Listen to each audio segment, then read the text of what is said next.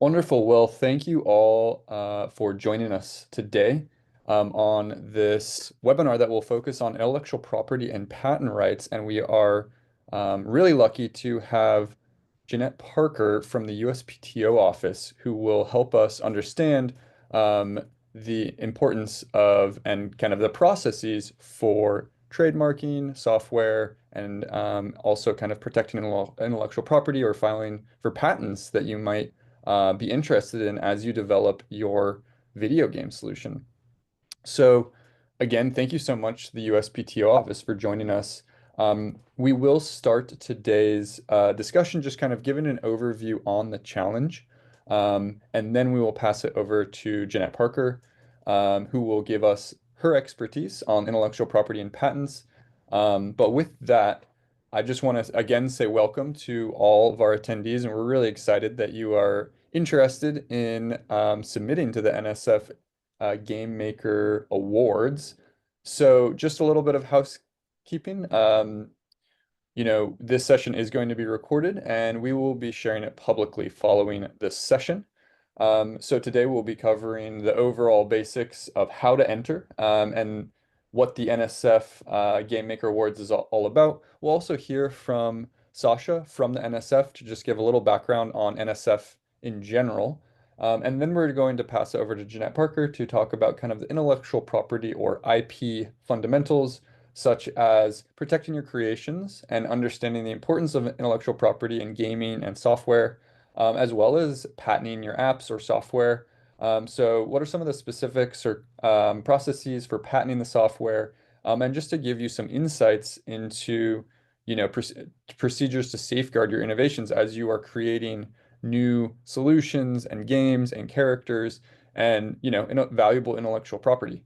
So with that, here's the overall agenda for today. Again, some welcomes and introductions, an overview of NSF. I'll give an overview of the NSF Game Maker Awards, as well as the entry process for joining or entering the competition, and then we'll pass it over to USPTO, and then we will have a Q&A at the end. So feel free to drop in your questions into the FAQ box. Our team is processing those questions. We'll try to answer as much as possible, but again, even if we don't, we do have an FAQ page, and we are, actively trying to answer any questions we can, and update our kind of toolkits and other informational resources so that you can get your answers to any of the specific questions that you might have about entering into this prize award program. So with that, I would like to pass it on over to Sasha. Sasha, take it away. Thanks, Oliver. Hello, everyone. My name is Sasha Lux Morgan. I work in public affairs at NSF, and I am helping to manage the NSF Game Maker Awards. As you might already know, NSF is a federal agency. We support science, engineering, and STEM education all across the nation, primarily by making grants.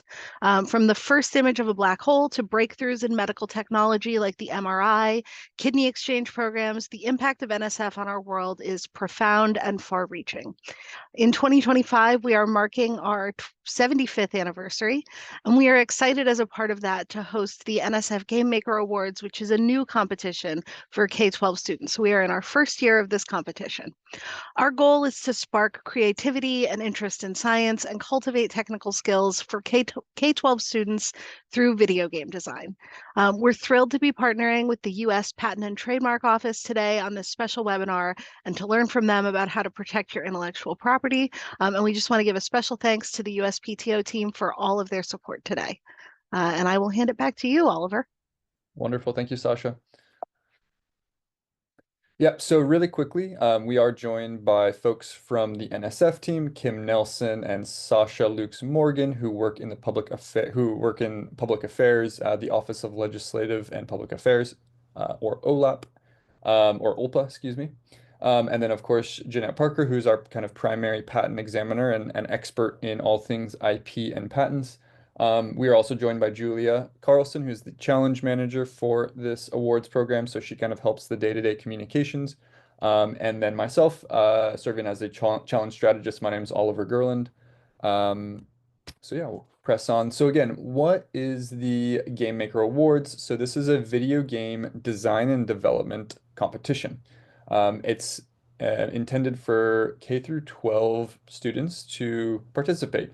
You could participate as an individual, you could participate as a team, um, but really the ultimate goal is to envision a life in 2100 and design a video game that reflects that vision of what life in 2100 could look like. So this is intentionally fairly broad. We want you to be creative with different themes or technologies that you think will be important in the future. So these could be things like sustainable ecosystems, futuristic cities, or other, interesting technologies that you think will be very important, or science-based discoveries that could be important in the future. All of these things, as long as they are related to the theme of Life in 2100, are open. So we're kind of flexible, and we can get a little bit into some of the potential technologies or focus areas that NSF is interested in. But again, they're very broad. So it's very likely that, your idea can fit within this framework. So again, why does this matter? Really, our goal is to encourage, inspire, and fund creativity, reward creativity and hard work to develop innovative new video games, as well as building, the foundation so that students all around the country can have a deeper understanding of STEM concepts. So why should you enter? Why should you participate? Yes, it is, one of the big ones is that there's $8,500 worth of prizes that individuals can win. So there's lots of prizes. And if your team wins multiple prize categories, you could win $8,500. So there's different prize allocations. There's a $5,000 prize. There's also kind of specialist prizes. All of that information is found on our website. And there are many different platforms that you can use. So, a lot of different platforms are available to build these video games on. You can ask us more specifics, but in general, we're being very open to different platforms. So just take that for consideration. But another reason is that you'd be able to gain recognition, showcase your work actually at an in-person event, likely in Washington, D.C. So, you would actually get paid to go and showcase your game and meet other young innovators and industry leaders in gaming. So the kind of overall location is still somewhat in the air, but this is also a really cool opportunity to meet like-minded students, network, meet industry leaders, and also just gain some recognition. But of course, winning thousands of dollars in prize funds is also pretty nice too. And then, of course, it's also just really fun to create something new. It's challenging. It can kind of push you out of your comfort zone and hopefully help you grow as, maybe a leader, technical skills, all of these really important things that are just super crucial for success in life.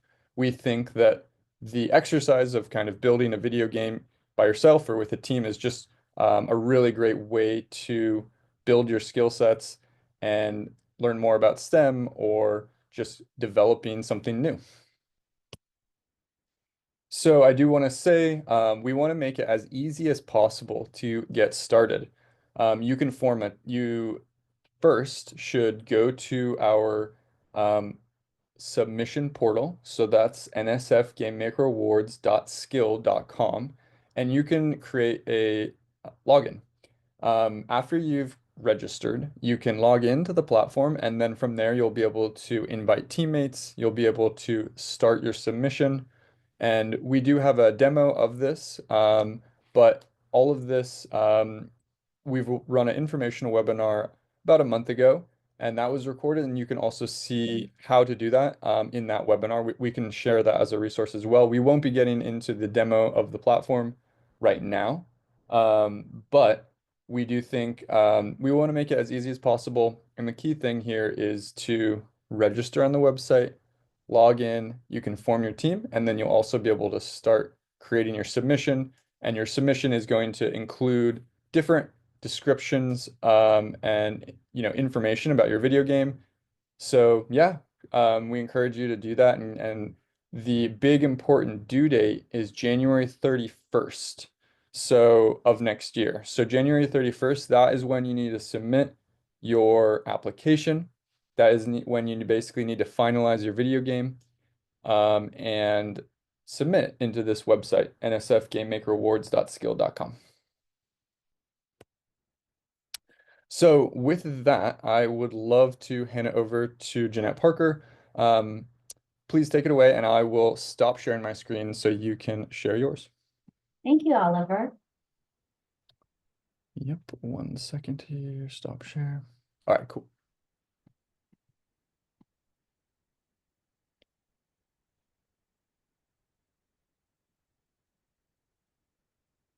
Okay, good evening, everyone. Welcome to our presentation on protecting your intellectual property, also known as IP. My name is Jeanette Parker. I'm an Assistant Outreach Coordinator at the Northeast Regional Outreach Office, and I am also a patent examiner. Before we get started, I'm going to first read the disclaimer. References to particular products, patents, trademarks, service marks, services, companies, and/or organization in this presentation are for illustrative and educational purposes only and do not constitute or imply endorsement by the U.S. government, the U.S. Department of Commerce, the U.S. Patent and Trademark Office, or any other federal agency. Our discussion topics today. What is intellectual property? Intellectual property consists of patents, trademarks, copyrights, and trade secrets. We're also going to talk about what a patent is. We're also going to talk about filing a U.S. patent application and disclosure requirement. We'll also talk about what is patentable and best practices for filing the United States patent application. The first question we want to ask ourselves is, what is intellectual property? When we think of property, we often think of tangible property, such as real property, such as a house, or maybe a car, or anything that is physical that you hold. Intellectual property is oftentimes property that is created in your mind. Basically, it is a work product. So when we think of software we develop, we don't often think of it as property, but these are indeed a property, and they are fully granted property rights. There are 4 types of intellectual property. They are patents, trademark, right, and trade secret. Patent rights are granted to new and novel inventions. Trademark is identifier of source of goods or services. Copyrights protect original work of authorship. Trade secret protects any information of value that is kept in confidence. We're going to start with trade secrets. Here on the slide are a couple of pictures of a couple of very famous trade secrets. You see on the left side is a bucket of Kentucky Fried Chicken. So the spices used for these fried chicken is a trade secret that nobody knows about, and it is kept in confidence. Also on the right side of the slide, you see the Google symbol. So the algorithm used for displaying results on Google search engine is also trade secret, and it is not commonly known. So why use trade secret? First, trade secret is information of commercial value that is kept in confidence. One of the reasons for using trade secret is that while patent protection lasts for only 20 years from the date of filing of your application, trade secret has no such limitations. Trade secret could be anything from formula, method, techniques, and other things. So to maintain your trade secret rights, you must take adequate steps to protect your trade secret. So there's some common ways to lose your trade secret rights. One of them is failure to take adequate steps to protect your trade secret. Another common way is reverse engineering. For example, if somebody reverse engineer the spices for the Kentucky Fried Chicken, then they would lose that right for of that trade secret. And there is also independent development. So somebody to create something exactly the same thing that you created, then you might lose that trade secret rights. Okay, now we're gonna dive into copyrights. Here on this screen are shown some of the things that are protected by copyright. They include songs, movies, books, and sculpture. These are all original works of authorship. So copyright protection is granted. Copyrighted works, Copyright Office is part of the Library of Congress. The copyright protects original work of authorship, and term of protection lasts 7 years plus the life of the author.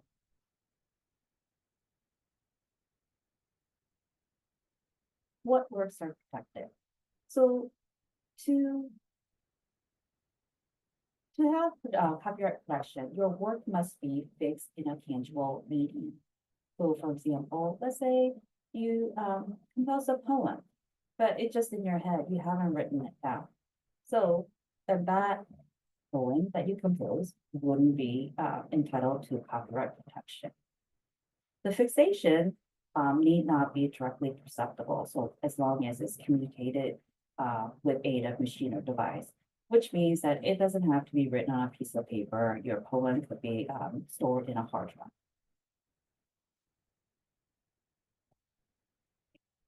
What works are not protected? As I mentioned, works that are not fixed in a tangible medium. So even if you have a great idea of something, you have this idea for a great novel or something, if you don't write it down somewhere, then it is not protected. Just names or titles or symbols or design or mere variation of letters, these are not protected. So if you write a novel, do you have a title for your novel? The novel itself is protected, not the title. Also, not protected are mere ideas, procedures, or concepts. Also, works consisting entirely of common property containing no original authorship. So for example, if you just have a mere listing of something, let's say like in a phone book, you just have lists of names and addresses. Those are not entitled to copyright protection. So we're going to talk a little bit more about terms of copyright. For works created after January 1st, 1978, copyright protection lasts life of the author plus 70 years. In case of works for hire, that means you hired somebody to create certain work, but since you paid that person for it, you own the copyright to that work. For those kind of works, the copyright protection lasts 95 years from the first publication of the work, or 120 years from creation. So there are a couple of famous copyrighted works that recently expired. For example, the original Mickey Mouse owned by Disney, the original Mickey Mouse has expired. Also another one that has recently expired is Winnie the Pooh. So once the copyright protection expires, that means these works are in public domain, so that other people could use these characters to create movies, books, or such. So they're free to use by everybody. So why register? So you are entitled to copyright protection for your work, your original work of authorship, even if you do not register with the Copyright Office. Registering your work with the Copyright Office means merely depositing your work with the Copyright Office.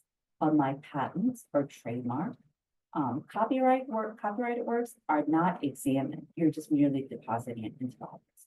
But there's some reasons why you should do it, even though you have copyright, you are entitled to copyright to your work, whether or not you have done this. First, it puts others on notice that you have copyright claims to your work.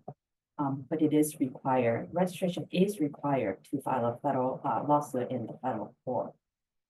Registering also provides evidence that you own this work. If you register your work with the Copyright Office, you could also register that with US Border Protection Services so that they could watch out for pirated products that are being imported. For statutory damages, attorney fees, you do have to register, and that registration must be obtained within 3 months after publication. So there's a good reason to register for such reasons. And if you register your work, it'll make it easier to license and collect royalties and enforce your rights. We're now going to dive into trademarks.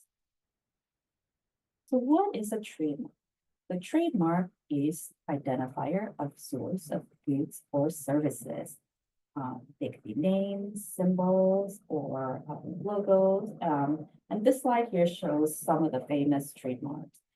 We see the McDonald's arch, little Apple for Apple computers, the Girl Scout logo, and logo of Michael Jordan for Nike.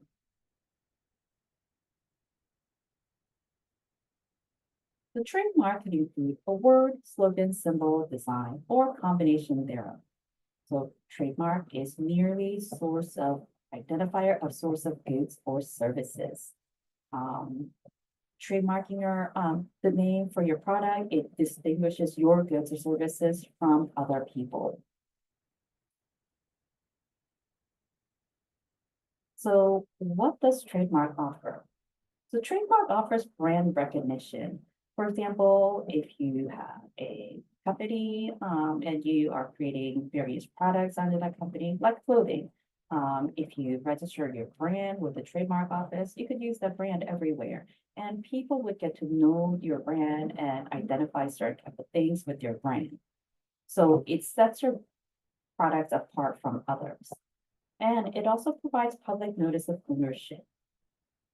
Registering your trademark gives you right to enforce nationally. And it gives you the right to use a little R symbol. And you could also record your trademark with the US Customs and Borders Services so that they could watch out for importation of infringing products. It also serves as basis for foreign filing.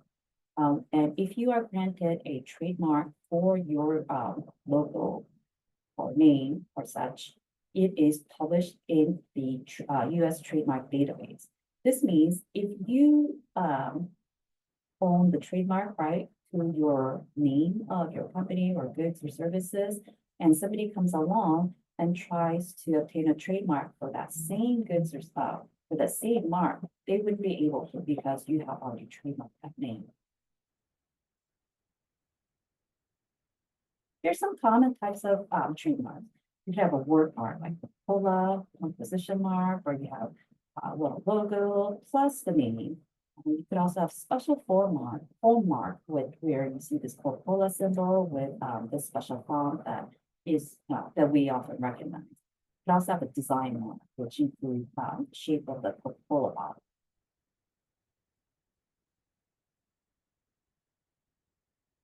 So as we talked about, trademark could be any word, slogan, symbol, or design, maybe product packaging.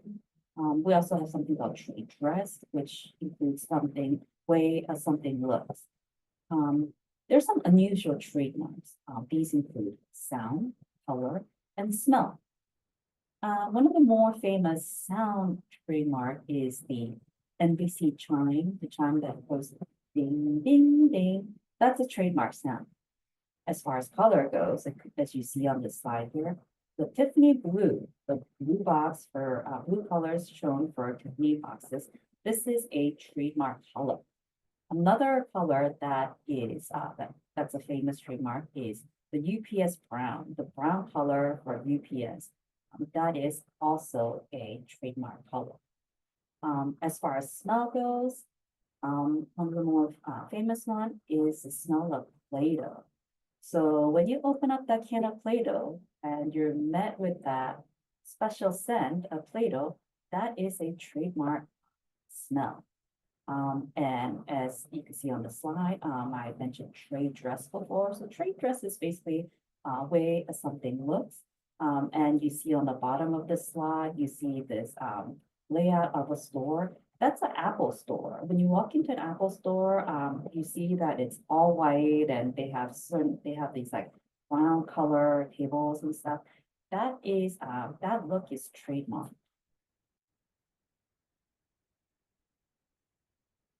Okay, now we're going to talk about patents. So what is a patent? Patent is right to exclude others from making, using, selling, offering for sale, or importing the claimed invention. Patents have limited terms. And patents are also territorial. Your US patent provides protection only in the US. There's no such thing as worldwide patents. For example, if you want protection for your product in other countries, your inventions in other countries, you must file separate patent applications in those countries. There are three types of patents. These are utility, design, and plan patents. Most of the patents fall into the category of utility patents. Utility patents are patents for products that are either a process, a machine, article of manufacture, or composition of matter. Utility patent rights last for 20 years from the date of the filing of the application. And we have design patents. Design patents protect the way something looks. We call this ornamental expression of. And design patents last 15 years from the date of the grant. And finally, we have plant patents. Plant patents obviously protect newly developed plants. And those rights last for 20 years from the date of the filing. Anatomy of patent. Okay, so here we see a picture of a patent that has been issued. This is what a typical patent looks like once it's issued. So on the top, you would have issue date, title of your invention, your name, date of filing, prior art, and some figures, drawings to describe your invention. A patent must also have and these are included in the patent application, must have an abstract. So abstract is a short summary of your invention. It has written description. We call that specification and claims. So written description, the specification of the written description describes what the invention is, how it works, how it is made and used. You also have figures, drawings of what the invention is. Here we're shown a computer screen. So those are the type of drawings that you would have for a and claims. Claims are very important because claims define the means and bounds of your invention. So your invention, while it is also described in the specification of the written description, your patent is granted based on what you have claimed. So you have to go through some hurdles before you are granted a patent for your patent application. Your invention must be novel, which means your invention must be new and was not described in a prior art or known previously. Your invention must also be non-obvious, such that the differences between your invention and a prior art would not have been obvious. Someone in that field. It also must have utility. This means that your invention must work as you intended it to be. So I have mentioned something called a prior art. Art is basically description of something out there that is similar to your invention. So when we say we are searching for prior art, we're searching to see if your invention has been described in another place. So prior art include other patents US patent or foreign patents. Also include various publication, could be journal, newspaper article, or article somebody published on the internet, or it could be a YouTube video. Also, could be white papers that have, people have published in academia. And these prior art must have been published before the effective date of filing date of your application. So presenting your idea. So if you have an idea for an invention, don't be afraid. You should feel free to present that idea. When you have an idea for an invention, it is best to maintain confidentiality for your invention. You should consult with counsel about safe ways to disclose your invention before filing an application. Applying for a patent.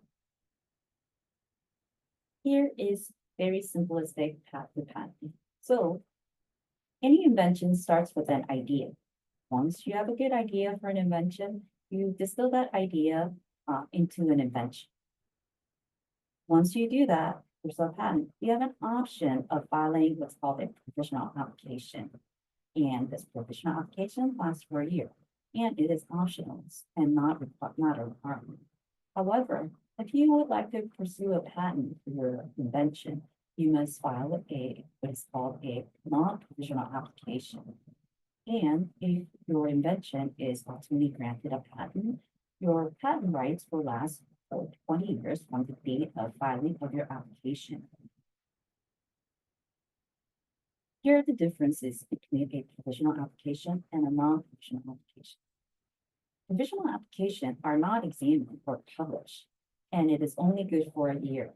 And it is only available for utility patents.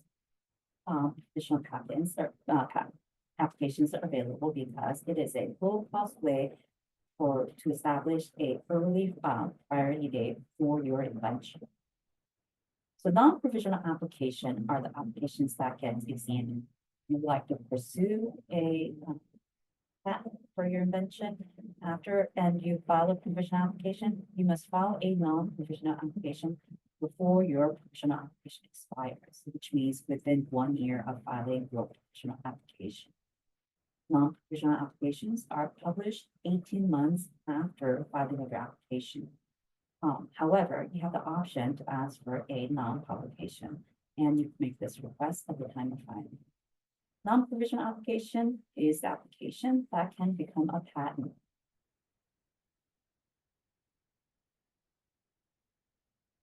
When you file a non-provisional patent application, you have to meet some filing requirements.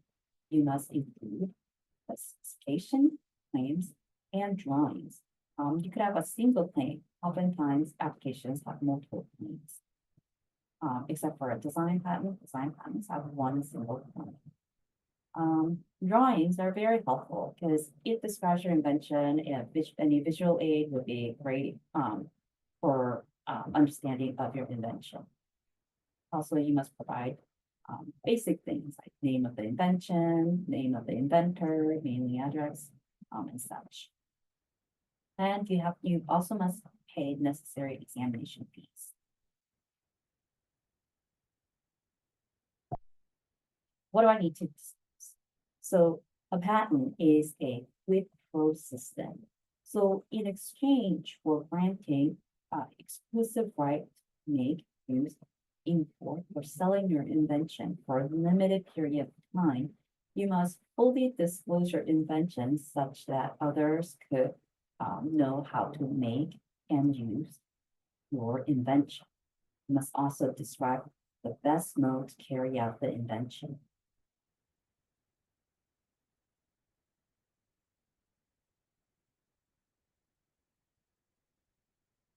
There's some additional things that you must disclose, which is you have to think about whether or not the claims that you have claimed are clear enough to indicate to the public the needs and bounds of your invention.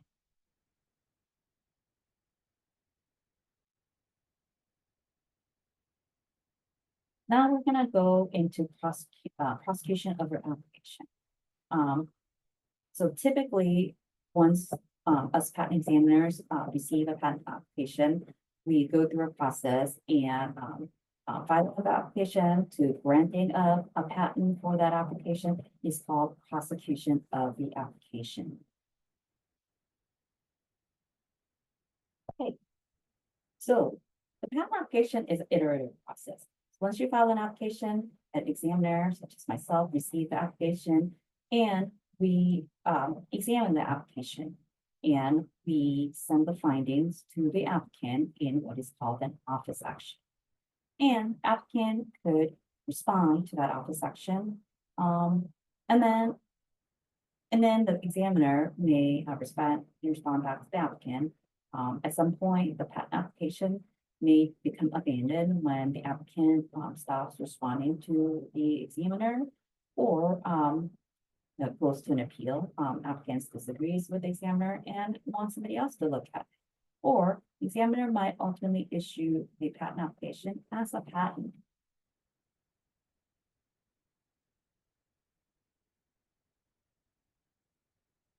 So there's two parties in the process of patent prosecution. There's the examiner and the applicant. So these are the roles of an examiner. Once we receive a patent application, it is our role to read and understand the application. Once we do that, we search for what we call prior art, which is we search various places to see if your invention is already been invented and if it's out there. We also evaluate the specification that describe the invention and the claims that describe the needs and bounds of your invention. And we send out these findings to the applicant in what is called an office action. If applicant would like to speak to us to clear up some issues, we are happy to do so, and we hold what is called an interview if there's a request for such. Now, the applicant also has a role in this. So an applicant must file a complete application, which means meeting all the requirements. An applicant also has the obligation to disclose all known prior art. So if applicant knows that there are inventions out there that are similar to his invention, he must disclose this knowledge. An applicant must respond properly to the examiner's office action. So when examiner sends out an office action, it is up to the applicant to respond to the examiner by clearly stating his position or why he disagrees, or make necessary changes if that's what the applicant would like.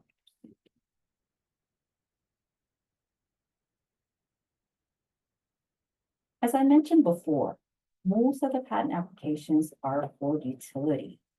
Utility applications are for your invention, things that you invented. And these things that you've invented must fall into one of these four categories. It must be a process, a machine, article of manufacture, or composition of matter. So process is a way of doing things, just steps of how something is done. Machine includes things like computer, or maybe a car. Article of manufacture can also include machines, because machines are also article of manufacture. You don't have to distinguish which category your invention falls into.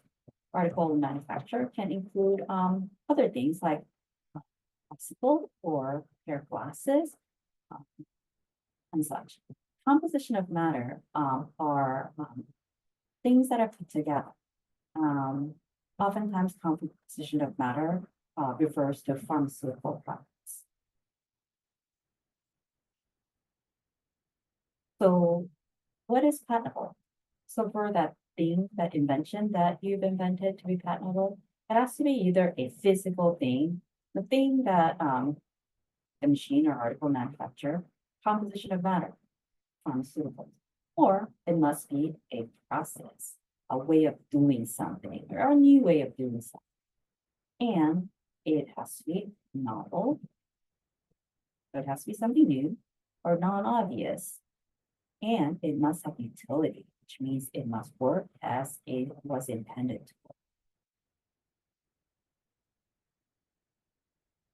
Okay, so there are some things that are not patentable. So as I stated before, you can't just patent an idea. You have to distill that idea into an actual invention. And that invention must be new, non-obvious, and has utility. Also must be machine, manufacture, particle manufacture, process, or composition of matter. In addition, inventions must not be directed to a judicial exception, which are subject matter that the courts have found to be outside of the statutory categories. So these judicial exceptions include something called natural phenomena or abstract ideas. This includes things like mathematical equations, famous equations like E equals mc squared, that cannot be patentable.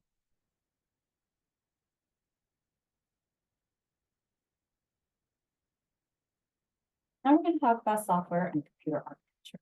So these are some examples of software and computer architecture that may be patent eligible. These include computer error control, AI and simulation, database and file management, document processing and graphical user interface, memory, interprocess communication, and computer architecture. Okay, so software is not patentable per se. Software itself per se is not patentable. Software patents are often written as a process claim. So it starts as, it is described as a method of doing something. It could also be softwares can also be patented as a physical thing, article of manufacture. Oftentimes, patent is written in a way to software is written in a way to be patented as a storage device containing these instructions when executed by a computer processor performs these methods. That's how softwares are often patented. This is an example of a software claim. So as you can see, it starts as a method. So this is a method for synchronizing a shared folder. So the method describes what is being done. First, some sort of inputs are received. You could receive input from people, devices, and such. And you obviously receive a file. And after receiving these requests and files, it does something, changes something, it does other things and stuff. And then once all these things are done by the computer code, CES here, it says it updates something. Then the outcome is presented to a user or it is stored somewhere.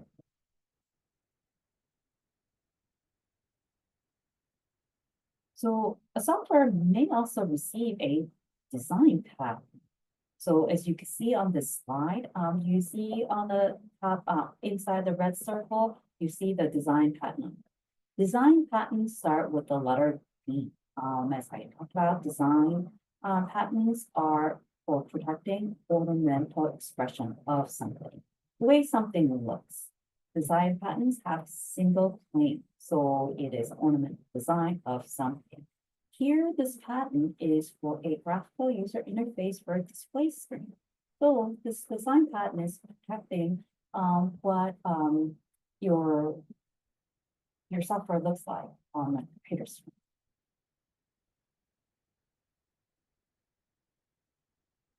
So now let's talk about an application that you might be developing. So now we're gonna apply all these different intellectual property laws to the application that you may be developing. And we call this IP portfolio.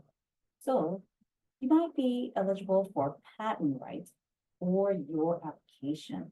This would include utility patent. If your application describes a invention that is novel and not obvious and does something having utility, it may also be eligible for a design patent to protect the way your application looks, the ornamental expression of your application. And say you have a, you could also, your application may be also eligible for trademark protection. For the application's name, also appearance of its icon, and appearance of I mentioned before, trademark is identifier of source of goods and services. So the trademark for your application must be something that is identifying your goods. Now, your application may also be eligible for copyright protection. This includes software code. So once you develop your software code, you could deposit that code with the Copyright Office. However, code deposited, the protection for the code is only for that version that you deposited with the Copyright Office. So if you have modified that code and developed subsequent version, that may not necessarily be, it is not same as depositing the first code. So, but as I said, for copyright, you are eligible for copyright protection even without depositing your code at the Copyright Office.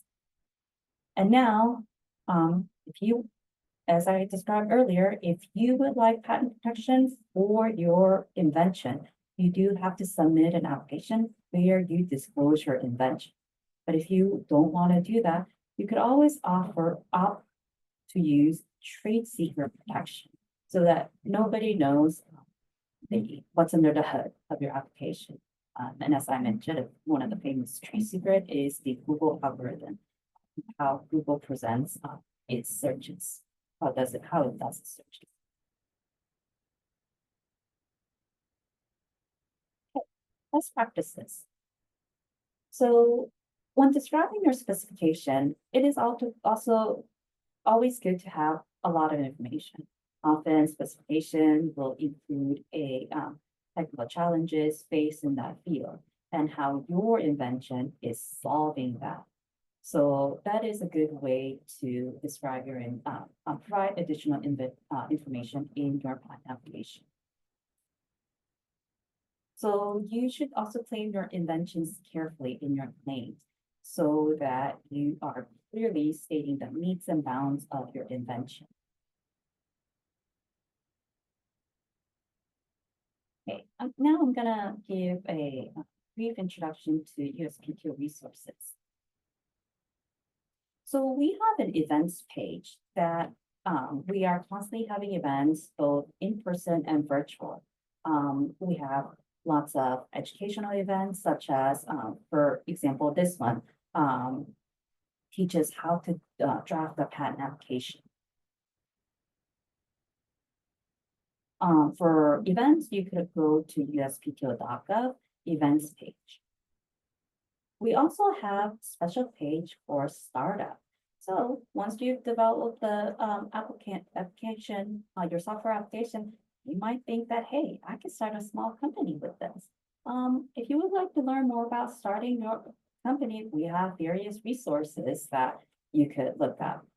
We have information for patents, trademarks, and other startup assistance that are available.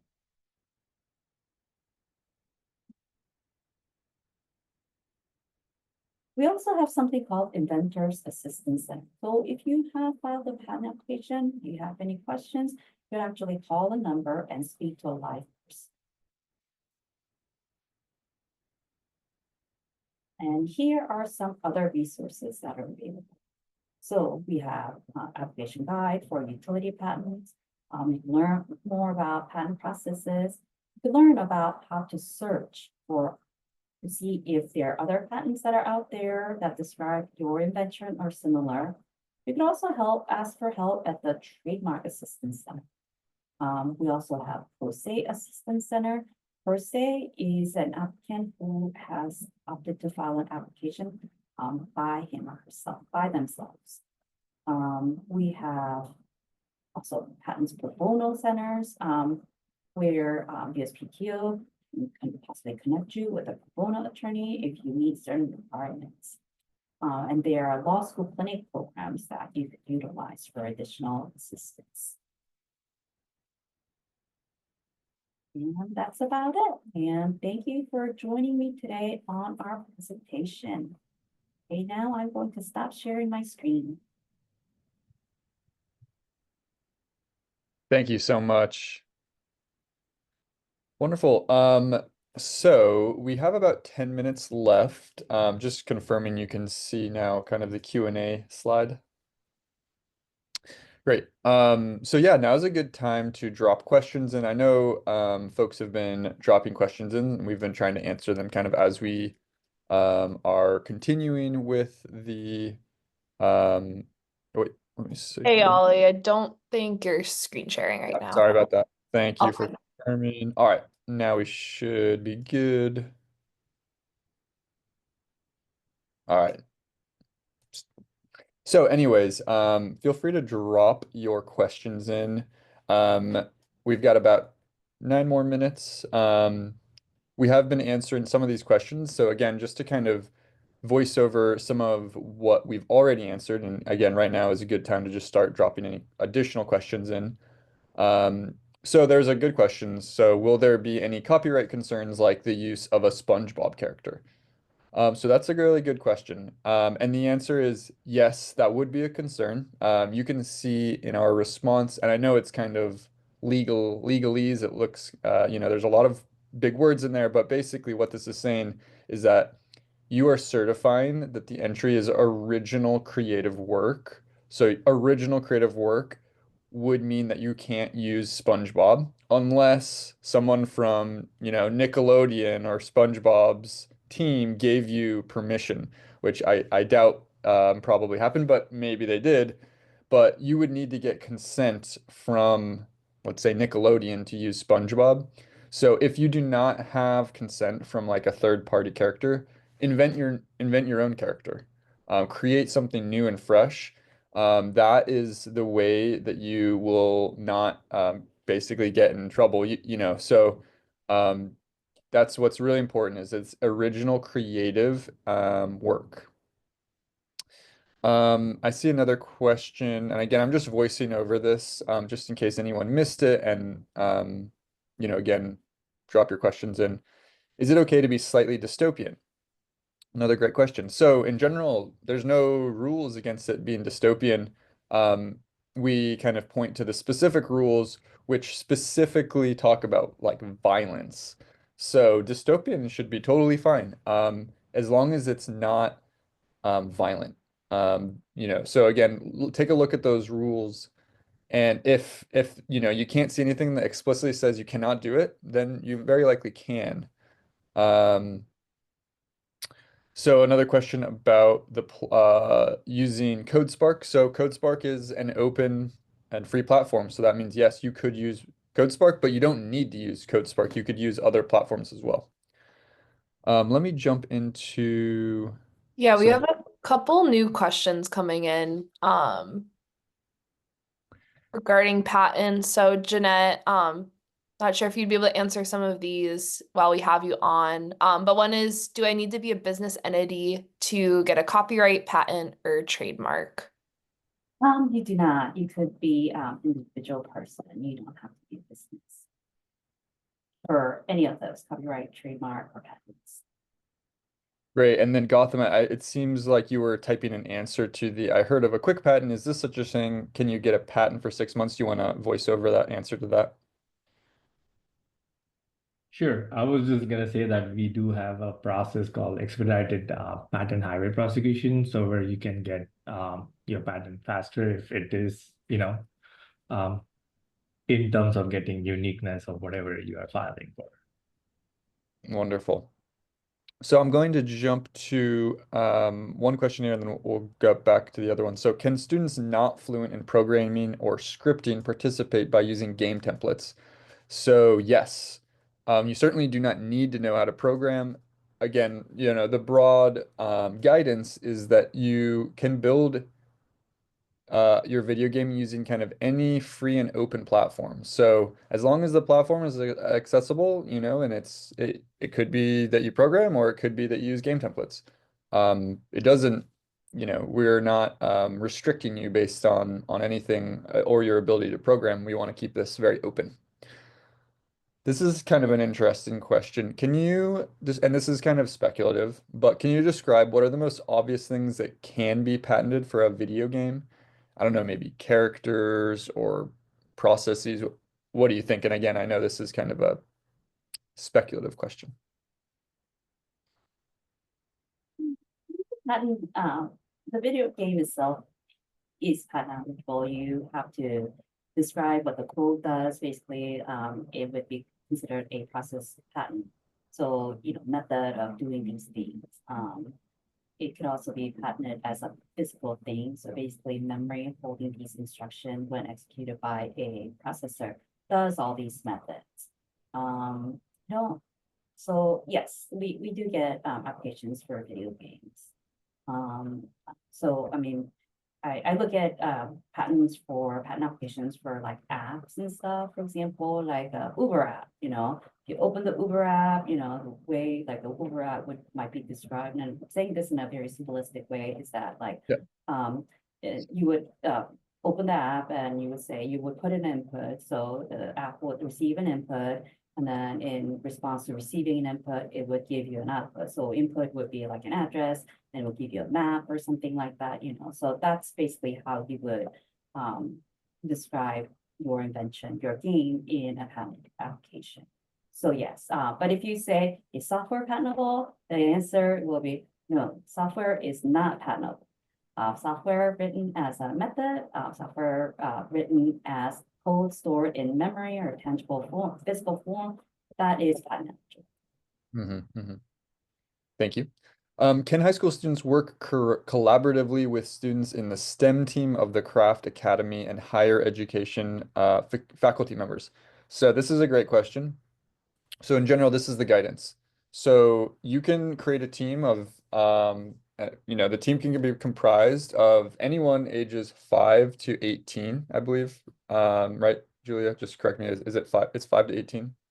Yes, yeah. And a team of up to 5 members. Yeah, and a team of up to 5 members. But let's say you have a higher education faculty member, they would be a mentor. So you are absolutely allowed to have mentors, and in fact, we have a mentor prize. They just wouldn't be considered part of your team.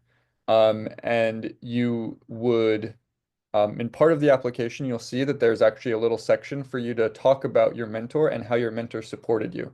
So let's say, you created a team of 5 people. Some of them are in this STEM Craft Academy team, and then some of them are just in high school. Totally fine. That's great. And then let's say you also had a higher education faculty member. He or she would be considered your mentor. And then, your mentor can actually also win a prize as well. If I use a bunch of open source assets, graphics, audio snippets in my game, would it impact my patent application? Potentially, yes. Only the things that you have created are patent eligible. So in a patent application, you are listed as an inventor. So if you put in code and graphics and stuff that you did not invent, then you would have to list co-inventors as well. And so if it's open source, then there's somebody created those things, right? And then you have co-inventors and you did not list them. So that wouldn't be a complete patent application. Yeah. And that goes for AI as well. If it's AI generated, then you're not the inventor. So there is some issues surrounding that. Yep. Yeah, it is really this idea of original creative work, right? Yes. Those are the things that are patentable. So we're gonna go one more question. And then maybe 2 more questions. We just got one more. Would it be possible to have an estimate on the amount of teams? I assume this means like the teams that have registered. We can't give an exact number. I will say that this is going to be competitive. There's I'll say lots of teams, and there's lots of interest. So this certainly will be, a competitive prize, which is wonderful. And, there's a lot of interest. So the answer is basically lots of teams are interested. I can't really say anything more than that, but really put your best foot forward. Because in all honesty, it's gonna be pretty competitive process. And then one final question, is licensing and patenting a different process? Yes. The patent office, we grant patents and registered trademarks. We do not do anything with licensing. Licensing is typically done outside under the assistance of a council. So that is a completely different process. Yep, so it is a different process is the answer. Well, thank you so much to the USPTO team, to Kim and Sasha. So our final big reminder is register on NSF Game Maker Awards.skill.com. You can go ahead and also register by scanning that QR code. So start making your video games, start finalizing, start creating your characters and your games and your themes. Keep track of the submission deadline. It is coming up, January 31st. That'll be here pretty soon. So yeah, this is your chance to innovate and showcase your creativity. We're really excited to see all of the excellent video games and ideas and creative output that you produce. And so thank you very much to all who have joined us. And with that, we will be concluding this webinar. Thank you all. Thank you. Bye. Thank you so Thank much. you. Bye. Bye.